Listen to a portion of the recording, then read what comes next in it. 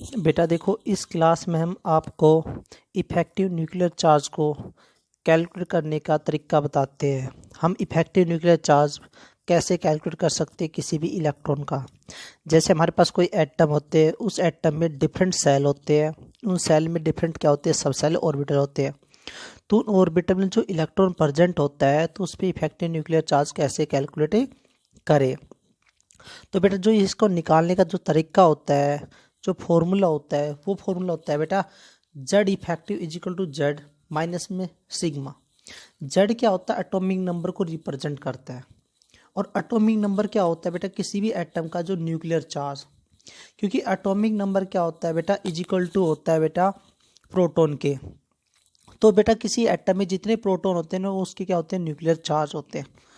Sigma screening constant, भाई किसी भी इलेक्ट्रॉन पे कितना शिल्डिंग इफेक्ट को रिप्रेजेंट कर रहा है, या स्क्रीनिंग कांस्टेंट या स्क्रीनिंग इफेक्ट को शो कर रहा है। तो ये फॉर्मूला होता है। अब हम इससे जेड इफेक्टिव तो निकाल सकते हैं, effective charge, effective nuclear charge तो कैलकुलेट कर सकते हैं, बट हमें सिग्मा की वैल्यू पता होना चाहिए, स्क्रीनिंग कांस्टेंट की वैल्यू क्या होना चाहिए बेटा, पता होनी चाहिए। तो इसका जो फॉर्मूला होता है स्क्रीनिंग कांस्टेंट निकालने के लिए, उसको बोलते हैं सेल्टर रूल। तो इस रूल के बेसिस पे हम क्या निकाल सकते हैं, स्क्रीनिंग कांस्टेंट को कैलकुलेट करते हैं बेटा, सिग्मा को। तो इसका बेटा कुछ रूल होता है सोल्व करने का। वो क्या होता है बेटा कि इसको हम पहले ना, जो हमारे पास एटम होता है, एटम में जो इलेक्ट्रॉन होते हैं, तो हमें बेटा पढ़ा हुआ है और वो प्रिंसिपल, तो उसके अकॉर्डिंग उनको अरेंज कर लेते हैं। सब सेल को इनके अकॉर्डिंग अरेंज कर लेते हैं। 1s को अलग, 2s 2p एक ग्रुप में रखेंगे, 3s 3p को एक ग्रुप में रखेंगे। कहने का मतलब है कि s और p को तो एक ग्रुप में रखेंगे, और d और f को क्या रखेंगे, अलग ग्रुप में रखेंगे। तो बेटा इसमें आता है electron present to be right side of the test electron. Test electron का मतलब होता है जिस इलेक्ट्रॉन पे आप स्क्रीनिंग कांस्टेंट या शिल्डिंग इफेक्ट कैलकुलेट करना चाहते हो, उस इलेक्ट्रॉन के राइट साइड में जो इलेक्ट्रॉन प्रेजेंट होता है, उनका कंट्रीब्यूट क्या होता है, जीरो होता है, नथिंग होता है, कुछ नहीं होता है। वो उसके ऊपर कोई भी इफेक्ट नहीं डालते। जिस इलेक्ट्रॉन पे हम टेस्ट करना चाहते हैं या शिल्डिंग इफेक्ट को कैलकुलेट करना चाहते हैं, उसके राइट साइड में जो इलेक्ट्रॉन प्रेजेंट होता है, उसका कोई भी इफेक्ट इस पर नहीं होता है, उसका इफेक्ट जीरो होता है बेटा। फिर इसके बाद नेक्स्ट पॉइंट ये है कि जो इलेक्ट्रॉन प्रेजेंट होते हैं NS और NP, मतलब हम भाई NS NP का मतलब ये हो गया बेटा, एक जनरल बता दिया। हम इनमें से किसी इलेक्ट्रॉन पे क्या निकालना चाहते हैं बेटा, शिल्डिंग इफेक्ट कैलकुलेट करना चाहते हैं इसी ग्रुप के इलेक्ट्रॉन को। तो बेटा जो टेस्ट इलेक्ट्रॉन होगा उसको छोड़ के बाकी हर इलेक्ट्रॉन को बेटा, एवरी इलेक्ट्रॉन, ईच का मतलब है एवरी इलेक्ट्रॉन पे हम 0.35 से क्या करेंगे, मल्टीप्लाई करेंगे। जितने भी इलेक्ट्रॉन होंगे, जिस इलेक्ट्रॉन को टेस्ट कर रहे हैं या जिस पे हम शिल्डिंग इफेक्ट कैलकुलेट कर रहे हैं, उसको छोड़ के बाकी पे सभी पे क्या करते हैं हम बेटा, 0.35 से मल्टीप्लाई करते हैं। ध्यान रखना NS और NP से। फिर आता है बेटा कुछ एक्सेप्शनल केस हो जाते हैं। हीलियम के लिए थोड़ा सा अलग केस होता है, क्योंकि हीलियम का जो एटॉमिक नंबर होता है वो 2 होता है बेटा, तो उसमें एस में 2 इलेक्ट्रॉन प्रेजेंट होते हैं। तो उसके लिए जो एक इलेक्ट्रॉन बचेगा ना, उसके लिए स्पेशल यूज करेंगे बेटा 0.30, स्पेशल हीलियम के लिए बेटा। फिर नेक्स्ट पॉइंट आता है, जिस सेल में जो इलेक्ट्रॉन प्रेजेंट होता है उस पर टेस्ट करते हैं, उसके लिए तो इतने से मल्टीप्लाई करते हैं। उसके बाद जो अंदर के इलेक्ट्रॉन बचे, इनर सेल इलेक्ट्रॉन N-1, उसको मल्टीप्लाई करते हैं 0.85 से। जिस इलेक्ट्रॉन पे हम शिल्डिंग इफेक्ट कैलकुलेट कर रहे हैं, उससे इनर सेल इलेक्ट्रॉन पे मल्टीप्लाई करते हैं 0.85। एवरी इलेक्ट्रॉन से मल्टीप्लाई करते हैं बेटा, हर एक इलेक्ट्रॉन से इसको मल्टीप्लाई करते हैं 0.85 से। और इससे और इनर इलेक्ट्रॉन N-2 सेल, उससे और इनर इलेक्ट्रॉन को मल्टीप्लाई करते हैं 1 से बेटा।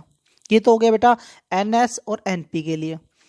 अगर इन केस ऑफ D में, मतलब D वाले में या F वाले में इलेक्ट्रॉन पे शिल्डिंग इफेक्ट या स्क्रीनिंग कांस्टेंट कैलकुलेट करना चाहते हो, शिल्डिंग इफेक्ट या स्क्रीनिंग इफेक्ट कैलकुलेट करना चाहते हो D वाले ऑर्बिटल या F वाले में, तो उसमें बेटा जो प्रेजेंट होते हैं D में और F में, उनके लिए तो हर एक से मल्टीप्लाई करोगे 3.5, सॉरी बेटा 0.35। बाकी के जो इलेक्ट्रॉन बचे इनसाइड ग्रुप, इनसाइड सेल में जो अंदर के जितने भी सेल बचे, उनमें जो इलेक्ट्रॉन प्रेजेंट होते हैं उन सब पे चार्ज रहेगा 1, उनको हर एक इलेक्ट्रॉन को 1 से मल्टीप्लाई करेंगे। अब बेटा ये तो था रूल। अब इन रूल को हम तभी अच्छे से कर पाएंगे जब हम इनके ऊपर एक एग्जाम्पल करें। तो एग्जाम्पल के बेसिस पर हम इनको और अच्छे से क्या कर सकते हैं बेटा, क्लियर कर सकते हैं। देखो एग्जाम्पल, तो यहां पर जो एग्जाम्पल ले रहे बेटा, एक बार ले लेता हूं बेटा मैं जिंक का। जिंक का एटॉमिक नंबर होता है बेटा 30। तो इसकी इलेक्ट्रॉनिक कन्फिगरेशन लिख लेते हैं बेटा, ये आपको पहले से आती होगी बेटा, 1s2 2s2 2p6 3s2 3p6 और फिर क्या आता है बेटा 3d10 4s2। तो ये इसकी जनरल इलेक्ट्रॉनिक कन्फिगरेशन होती है। तो हम इसको यहाँ पर भी ग्रुप में बना लेते बेटा। आपने देखा होगा मैं स्टार्टिंग ग्रुप बनाए थे बेटा, इनके हमने क्या बना लिया बेटा, ग्रुप बना लिए। अब मान लेते बेटा यहाँ पर s सब सेल है, s सब सेल में एक ऑर्बिटल होता है और एक ऑर्बिटल में 2 इलेक्ट्रॉन प्रेजेंट होता है बेटा। तो यहाँ पर हम इस इलेक्ट्रॉन पे मान लेते इस 2 इलेक्ट्रॉन बेटा, एक ये और एक ये। अब मान लेते इस इलेक्ट्रॉन के ऊपर शिल्डिंग इफेक्ट या स्क्रीनिंग कांस्टेंट निकालना चाहते हो, तो इसके बाद जो राइट साइड में जितने भी इलेक्ट्रॉन प्रेजेंट होंगे उसका कोई भी इफेक्ट नहीं होगा। इससे सारे जो इफेक्ट डालेंगे उससे पहले वाले डालेंगे। तो बेटा जो स्क्रीनिंग कांस्टेंट निकालेंगे इसका, तो उसका फॉर्मूला देखो मैं बता रहा हूँ आपको 1 by 1।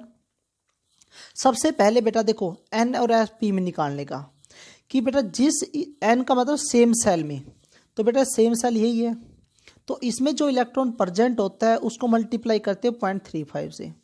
तो इसमें देखो इस पे निकालते तो एक इलेक्ट्रॉन बचा, n का मतलब 4 में एक इलेक्ट्रॉन बचा, उसको मल्टीप्लाई करेंगे बेटा 0.35 से, प्लस में फिर आता है बेटा यहाँ पर देखो n-1 सब सेल, n-1 सब सेल में जितने भी इलेक्ट्रॉन प्रेजेंट होते हैं उनको 0.85 से मल्टीप्लाई करेंगे। कितने है बेटा देखो 10 तो ये 6 ये और 2 18, इनको मल्टीप्लाई करेंगे बेटा 0.85 से, प्लस में। अब अंदर की जितने भी इलेक्ट्रॉन बचे, इसके बाद जितने भी सेल बचे उनमें जितने भी इलेक्ट्रॉन बचे उन सबको मल्टीप्लाई करेंगे 1 से। तो यहाँ से इसको मल्टीप्लाई करते हैं बेटा, कितने बचे बेटा हमारे पास 10 ये बचे। तो जब इसको सोल्व करते हैं बेटा, इसको सोल्व करेंगे, इसको मल्टीप्लाई करेंगे, तो हमारे पास आएगा इनकी जो सोल्व करेंगे वो आएगा हमारे पास है, ये आएगा बेटा, इनको सोल्व करेंगे 0.35 प्लस में कितना आ जाएगा बेटा 15.30 और प्लस में आ जाएगा 10। इसको टोटल करके लिख दो बेटा, टोटल करके लिखोगे तो कितना आएगा बेटा 25.5, ये आ जाएगा 6, ये आ गया हमारे बेटा बस। अब हमारे पास सिग्मा की वैल्यू आ चुकी है, तो अब ये देखना इस इलेक्ट्रॉन पे कितना चार्ज है, कितना चार्ज फील कर रहा है, उस चार्ज को हम क्या बोलते हैं, इफेक्टिव न्यूक्लियर चार्ज बोलते हैं। इसने कितना चार्ज को फील किया वही हमारा क्या होता है, इफेक्टिव न्यूक्लियर चार्ज। उसको निकालने का तरीका क्या होता है, जेड इफेक्टिव, हमारे पास क्या होता है बेटा, ये होता है जेड बेटा। देखो आपको पता है ना बेटा जेड एटॉमिक नंबर या न्यूक्लियर चार्ज वो कितना बेटा 30, माइनस में 25.65 रखेंगे बेटा, तो हमारे पास आएगा 5 3 और ये आ जाएगा बेटा 4।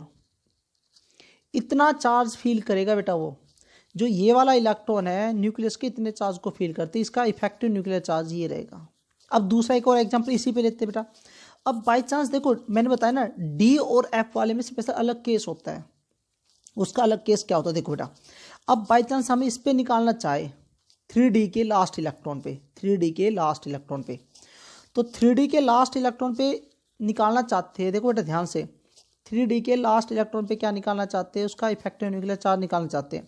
तो 3D में 10 इलेक्ट्रॉन लास्ट पे निकालेंगे तो कितने बच्चे 9, इसके 9 अंदर वाले इलेक्ट्रॉन इसको इफेक्ट करेंगे, बट ये इलेक्ट्रॉन इस पर कोई भी इफेक्ट नहीं करेगा, ये इलेक्ट्रॉन इस पर कोई भी इफेक्ट नहीं करेगा, ये वाले करेंगे इसके अंदर वाले, क्योंकि राइट साइड वाले क्या होते हैं नथिंग, उनका कोई भी कंट्रीब्यूट नहीं होता बेटा। तो इसमें देखो बच्चे 9, और आपको पता है बेटा यही तो रूल कहता है बेटा 0.35, देखो लिख रखा है बेटा, in case when electron are present in ND या NF दे आर अप्लाई 0.35, और बाकी के जो बच्चे उस पर सब पे क्या करेंगे 1 से मल्टीप्लाई। अब बाकी जितने भी बच्चे सबको किससे मल्टीप्लाई करेंगे बेटा 1 से। अब देखो इस पे तो अप्लाई कर दिया 6 8 16 और 18 बचे बेटा, इनटू में 1 से मल्टीप्लाई करेंगे तो इसको सोल्व करते हैं बेटा, तो आएगा 5, ये आ जाएगा बेटा, और प्लस में कितना आएगा 18, तो सोल्व करो बेटा, कितना आएगा बेटा 21.15। तो इस डी वाले के लास्ट इलेक्ट्रॉन पे जो चार्ज आएगा इफेक्टिव न्यूक्लियर चार्ज, वो देखते हैं कितना आएगा बेटा। तो बेटा कितना होता है 30 माइनस 21.15, ये आ जाएगा हमारे पास 5, 8 और ये आ जाएगा 8, इतना चार्ज को फील करेगा बेटा, तो हमारा ये आंसर आएगा। तो इससे हमें पता चल गया बेटा इफेक्टिव न्यूक्लियर चार्ज कैसे कैलकुलेट करते हैं। अब एक और इंपॉर्टेंट पॉइंट बेटा, मोस्ट इंपॉर्टेंट पॉइंट जो आपको पता होनी चाहिए, अगर बेटा जैसे आपको ये दे दिया बेटा Na पॉजिटिव दे दिया, F नेगेटिव दे दिया, Na पॉजिटिव दे दिया, Na F नेगेटिव दे दिया, और हमारे पास Ne बेटा Ne दे दिया, यहाँ पर ये नियोन दे दिया। अगर हमें इसकी सिग्मा की वैल्यू पता है, स्क्रीनिंग कांस्टेंट पता है, तो बेटा जिसमें नंबर ऑफ इलेक्ट्रॉन सबके सेम हो तो उसमें सिग्मा की वैल्यू भी क्या होती है, सेम होती है। ध्यान रखना बेटा। देखो जैसे बेटा मैं मान लेता हूँ भाई इसमें भी 10 इलेक्ट्रॉन है, इसमें भी 10 इलेक्ट्रॉन है, और इसमें भी 10 इलेक्ट्रॉन प्रेजेंट, सभी में क्या है बेटा 10-10 इलेक्ट्रॉन प्रेजेंट है। तो बेटा अगर इसमें सिग्मा की वैल्यू दे रखी है, स्क्रीनिंग कांस्टेंट दे रखी है, और सबके इलेक्ट्रॉन सेम है, तो सिग्मा की वैल्यू सभी में सेम रहेगी, सिग्मा की वैल्यू सभी में क्या रहेगी, सेम रहेगी। अगर